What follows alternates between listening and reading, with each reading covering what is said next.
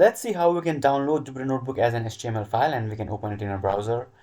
So first we will just download this and then we will see how we can add headings and all that stuff. So you can just go on file and click here, save and export notebook as, and choose HTML, and your HTML file is downloaded. Now if we open this, as you can see, it is .html file and you will see everything as it is from your notebook here.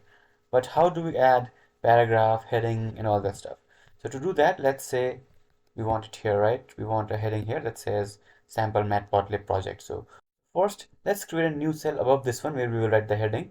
So now the cursor is, as you can see, blinking here. So press escape so that this is unselected and press A, and there is this new cell here. Now there are cell types. All these cell types are of code type. We need this cell to be of type markdown. So to do that, press M, and as you can see, markdown is selected here. So this cell is type markdown. If I select here, it is type code. So you can just click here and choose from here also if you don't know the shortcut.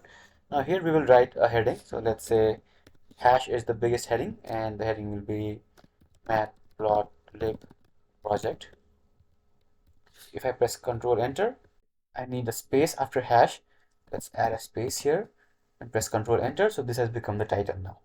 Okay, and here let's say we want to add a paragraph. So we'll add a new cell below this. Again, cursor is blinking, so this cell is selected. Press escape, so it is unselected, and press B, and a new cell is created here. Again, we will change this to markdown, and you can write whatever you want. So the number of hash is inversely proportional to the size. So if there is more hash, let's say 6 hashes, the size will be very small. So I'll write this was a sample matplotlib project, right?